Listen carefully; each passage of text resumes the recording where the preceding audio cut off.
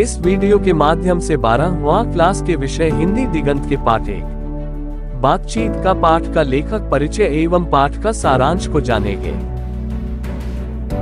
बातचीत शीर्षक पाठ का लेखक के बारे में संक्षिप्त परिचय। बातचीत शीर्षक पाठ का लेखक बालकृष्ण भट्ट हैं। बालकृष्ण भट्ट भारतीय युग के सर्वाधिक प्रखर विचारकों में एक थे।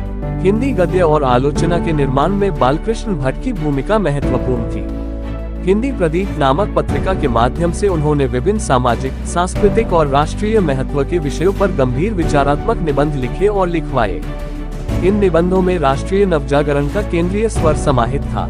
उन्होंने नितांत व्यक्तिगत और रोजमर्रा के साधारण अनुभवों जैसे विषयों को गंभीर चिंतन से पूर्ण कर दिया। नवजागरण और स्वाधीनता संघर्ष के उस दौर में अपने वैचारिक निबंधों से उन्होंने आधुनिक चेतना का व्यापक प्रसार किया था। बातचीत शीर्षक पाठ का सारांश। प्रस्तुत शीर्षक पाठ बातचीत का लेखक बालकृष्ण भट्ट हैं। प्रस्तुत निबंध वर्णनात्मक प्रकृति का है तथा इसमें भाषा और शैली में व्यावहारिकता का ध्यान रखा गया है। पूरा निबंध मानव पाठक से संवाद कर रहा है।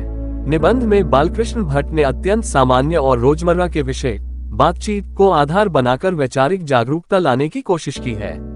निबंधकार ने यूरोप में आर्ट ऑफ कन्वर्सेशन का उदाहरण देकर बातचीत के महत्व को बताया है। बातचीत में आकर्षण बना रहे, इसके लिए यूरोप के लोग अपनी बात में सरस उक्तियों का ध्यान रखते हैं।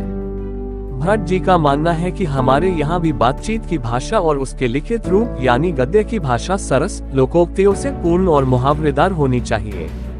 ऐसा इसलिए कि जिस राष्ट्रीय चेतना का संप्रेषण भारतीय जनता में होना चाहिए था, वह अमफहम शब्दों को बातचीत जैसी सरस विधा में ढालकर संभव थी, भाषणबाजी से नहीं।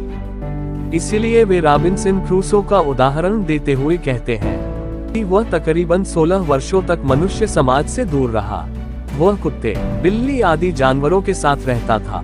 एक बार फ्राइडे नामक व्यक्ति के मुख से मनुष्यों जैसी बात सुनकर उसे आश्चर्य हुआ। उसने भी बोलने की कोशिश की और उसे ज्ञान हुआ कि वह जानवरों से पृथक है और बातचीत कर सकता है।